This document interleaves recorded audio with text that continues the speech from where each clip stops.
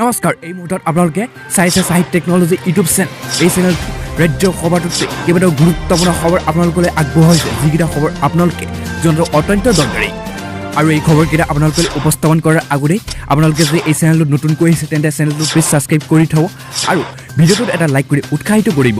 কৰানাতে এই মুহূৰ্তত breaking news এটা মুকলি হৈ আহিছে কিয়নো কৈছে মমতা বেনাৰ্জীয়ে প্ৰমাণ কৰিলে যে জেডৰ আগত দিদি আছে মুখ্যমন্ত্ৰী হেট্ৰিক কৰি খেতি মমতা বেনাৰ্জী কিয়নো পশ্চিমবংগত আকৌ এবাৰ তৃণমূল কংগ্ৰেছৰ চৰকাৰ গঠন প্ৰতিশ্ৰুতি দিছিল মমতা বেনাৰ্জী আৰু সেই সফল হৈছে আৰু মমতা বেনাৰ্জীয়ে ৰাজ্যখনত বিজয় হেট্ৰিক অৰ্জন কৰিছে একেৰাহে তৃতীয়বাৰৰ বাবে ক্ষমতা দখল কৰিছে মমতা বেনাৰ্জী আৰু ইয়াত কৈছে মমতা বেনাৰ্জীক জেডি বুলি গণ্য কৰা হয় আৰু তেওঁৰ আত্মবিশ্বাস সকলো এই কথাকে কৈছিল যদি তেওঁ কিবা এটা কৰিবলৈ জোৰ কৰি দিয়ে সেইটো সম্পূৰ্ণ কৰাৰ পিছতহে উশাহ লয় সেয়েহে যোৱা দুটা কাৰ্যকাল সম্পূৰ্ণ কৰাৰ পিছত পশ্চিমবংগৰ ৰাইজে তৃতীয়বাৰৰ বাবে তেওঁৰ ওপৰত আস্থা প্ৰকাশ কৰিছিল তেওঁ বিজয় আন এক কিছুমান দলৰ নেতাৰ বাবে লাভজনক চুক্তি যেন লাগিছে আৰু ইয়াৰ অজুহাতত কেন্দ্ৰীয় চৰকাৰকো আঘাত কৰে যাৰ ভিতৰত আছে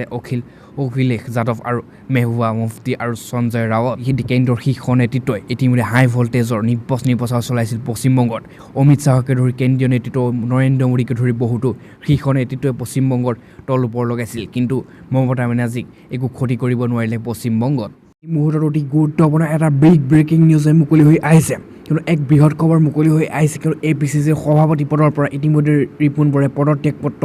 কৰিছে তাৰ লগতে কৈছে APCCৰ সভাপতি পদৰ পৰা ৰিপুণ বৰাৰ পদত্যাগ পৰাজয় দৈনিক দায়িত্ব স্বীকাৰ কৰিছে ৰিপুণ বৰাই আৰু ৰিপুণ বৰাই ইতিমধ্যে পদত্যাগ কৰিছে কংগ্ৰেছৰ পৰা আৰু এই মুহূৰ্তত এটা ব্ৰেকিং নিউজ কিন্তু APCCৰ সভাপতি পদৰ পৰা ইতিমধ্যে ৰিপুণ বৰাই পদত্যাগ কৰিছে কিয়নো ইয়াত কৈছে যে পৰাজয় নৈতিক দায়িত্ব স্বীকাৰ কৰিছে ৰিপুণ বৰাই আৰু ইতিমধ্যে সোনিয়া গান্ধীলৈ পদত্যাগ পত্ৰ ইতিমধ্যে প্ৰেৰণ কৰিছে ৰিপুণ বৰাই আৰু ৰিপুণ বৰাই সোনিয়া গান্ধীলৈ পদত্যাগ পত্ৰ প্ৰেৰণ কৰা পত্ৰখনত কেইবাটাও কথা ইতিমধ্যে উল্লেখ কৰিছে ৰিপুণ বৰাই কিয়নো কৈছে বিজেপি আৰু RSSৰ সাম্প্ৰদায়িক ৰাজনীতি আমি পৰাভূত কৰিব নোৱাৰিলোঁ বুলি উল্লেখ কৰিছে সভাপতি ৰিপুণ বৰাই আৰু তাৰ পিছতে APCCৰ সভাপতিগৰাকী ইতিমধ্যে সভাপতি পদৰ পৰা কংগ্ৰেছৰ সভাপতি পদৰ পৰা ইতিমধ্যে ৰিপুণ বৰাই পদত্যাগ পত্ৰ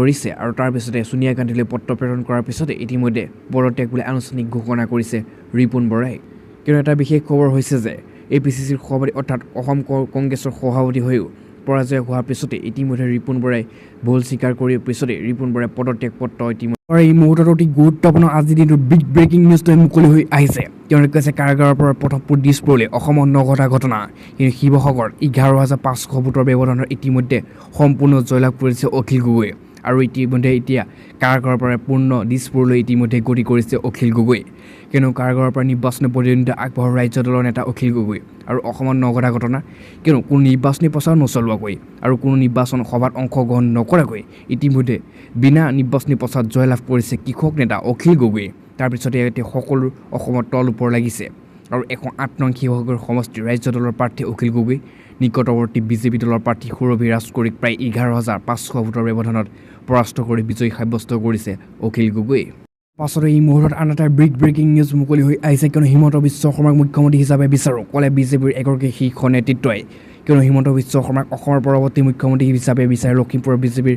বিজয়ী প্ৰাৰ্থী কৌশিক ৰায় আৰু জয়লাভৰ কৰাৰ পাছতে নিউজ 18ৰ হোৱা সাক্ষাৎকাৰত কৌশিক ৰায় এই কথা ব্যক্ত কৰিছে ইফালে ঢকুৱাখানাত বিজেপিৰ নৱকুমাৰ দলে বিজয়ী হৈছে আৰু ৰাতাবাৰীত বিজেপিৰ বিজয় মালকাৰ আৰু বৰখালাত কংগ্ৰেছৰ মিছাউল ইছলাম লস্কৰ ইতিমধ্যে জয়লাভ হৈছে আৰু বৰচলাত বিজেপি বিজয় আৰু গণেশ লিম্বু আৰু ইফালে পশ্চিম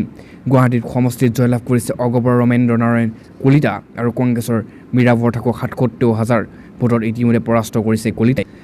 কিন্তু এটা সকলোৰে মনত প্ৰশ্ন উদয় হৈছে যে পুনৰ দিছপুৰ দখল পিনে বিজেপি কিন্তু মুখ্যমন্ত্ৰী পদৰ দখল কৰিবনে মামাই অৰ্থাৎ খ্যাত হিমন্ত বিশ্ব শৰ্মাই এতিয়া সকলোৰে মনত প্ৰশ্ন উদয় হৈছে যে অসমৰ পৰৱৰ্তী মুখ্যমন্ত্ৰী কোন হ'ব কিন্তু ইয়াত কোৱা হৈছে যে অসমৰ বিজেপি প্ৰায় বিজয় পিনে গতি কৰিছিল কিন্তু অৱশেষত নিৰ্বাচনত জয় হৈছে বিজেপি আৰু নিৰ্বাচনৰ আগৰ মুহূৰ্তত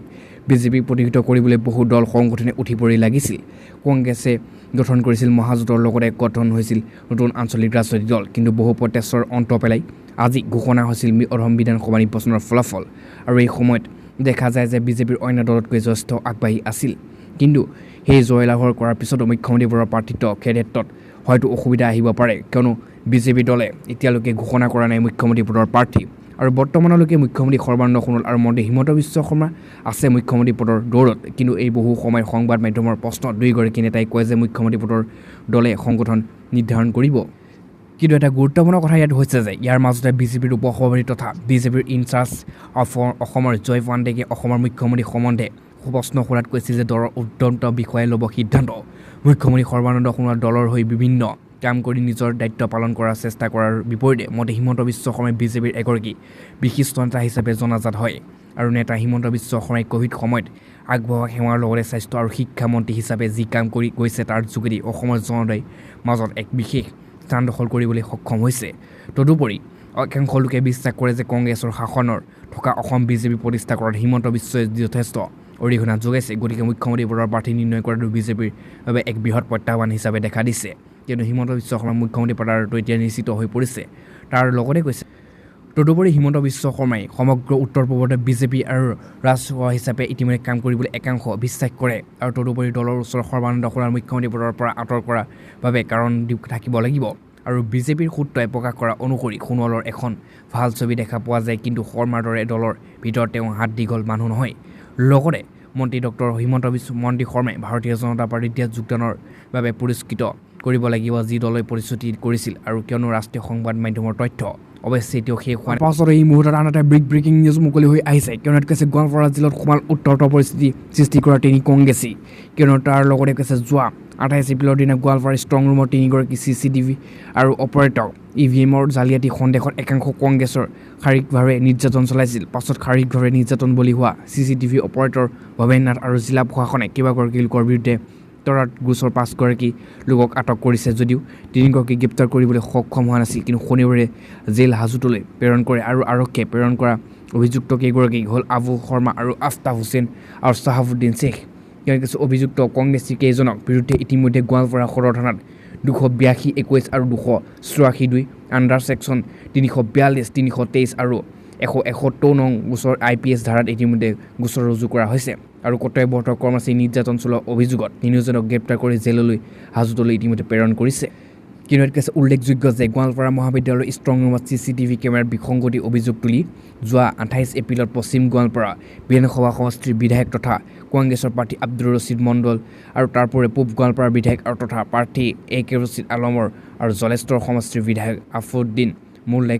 একাংশ কংগ্ৰেছ কৰ্মীক লৈ উত্তপ্ত পৰিস্থিতিৰ সৃষ্টি কৰিছিল আৰু প্ৰাৰ্থী কেইগৰাকীক সন্মুখতে CCTVৰ অপাৰেটৰগৰাকীক শাৰীৰিকভাৱে আক্ৰমণ চলাইছিল আৰু আজিও উক্ত ঘটনাটোক লৈ তীব্ৰ প্ৰতিক্ৰিয়া অব্যাহত হৈ আছে জিলাখন। প্ৰথমতে ব্ৰেকিং নিউজ মুকলি হৈ আহিছে। কিয়নো অসমৰ লগতে 5 ৰাজ্যত ইতিমধ্যে অসম বিধানসভা নিৰ্বাচনৰ ফলাফল যোৱাকালি নিৰ্ধাৰণ কৰা হৈছিল। কিন্তু তাৰ মাজতে এক বৃহৎ খবৰ হৈছে যে কেৱল অসমতে বিজেপিয়ে চৰকাৰ গঠন কৰিবলৈ সক্ষম হৈছে, কিন্তু অন্য 4 ৰাজ্যত ইতিমধ্যে আঞ্চলিক দলসমূহে চৰকাৰ গঠন কৰিবলৈ ইতিমধ্যে লাভ কৰিছে। আৰু 2 মে তাৰিখে দেশৰ 5খন ৰাজ্যত বিধানসভা নিৰ্বাচনৰ ভোট গণনা চলি আছিল। অসম, পশ্চিমবংগ, কেৰালা, তামিলনাডু আৰু পুডুচেৰী অব্যাহত আছিল ভোট গণনা। কিন্তু বৰ্তমানলৈকে ভোট গণনা আৰু ফলাফল অনুসৰি বিজেপি কেৱল অসমতে অগ্ৰগতি আৰু চৰকাৰ গঠন কৰিবলৈ সক্ষম হৈছে। ইয়াৰ বাহিৰে অন্য কেইখন ৰাজ্যত ইতিমধ্যে আঞ্চলিক দলসমূহে আগত থকা ইতিমধ্যে দেখা গৈছে। আৰু পশ্চিমবংগত ইতিমধ্যে মমতা বেনাৰ্জী নেতৃত্বাধীন তৃণমূল কংগ্ৰেছে বৃহৎ জয় দিশে ইতিমধ্যে আগবাঢ়িছে আৰু মমতা বেনাৰ্জীয়ে চৰকাৰ গঠন কৰিছে আৰু বিজেপি সকলো প্ৰচাৰ ৰেলী আদি অথলে যোৱাৰ দিশে গৈছে। বৰ্তমানলৈকে 292খন বিধানসভা আসন দেখি বিশিষ্ট আৰু পশ্চিমবংগত তৃণমূল কংগ্ৰেছে 207খন আসনত অগ্ৰগতি লাভ কৰিছে আৰু ইয়াৰ বিপৰীতে বিজেপিয়ে মাত্ৰ 80খন আসন লাভ কৰিছে। কিয়নো পশ্চিমবংগত 292খন বিধানসভা আসন বিশিষ্ট আছিল আৰু কংগ্ৰেছে আৰু তৃণমূল কংগ্ৰেছে 207খন আসনে লাভ কৰিছে আৰু বিজেপিয়ে মাত্ৰ 80খন আসনে লাভ কৰিবলৈ সক্ষম হয়।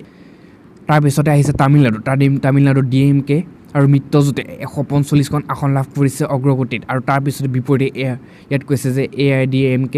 86খন আসন অসমত পাইছে। তাৰপিছত তাৰ লগতে ৰাজ্যখনত আসনৰ মুঠ সংখ্যা আছে 234খন। তাৰপিছত কেৰালাত পুনৰ চৰকাৰ গঠন দিশে শাসনদিষ্ট বাওঁপন্থী শিবিৰ আৰু 140খন আসনৰ ভিতৰত ৰীনা ৰায় আৰু বিজয়ীন শাসনদিত আৰু DM ফেক্টৰ ক্ৰেডিট 84খন আসনত অগ্ৰগতি লাভ কৰি আছিল আৰু ৰাজ্যখনত 42খন আসনৰ অগ্ৰগতি দ্বিতীয় কংগ্ৰেছৰ দল।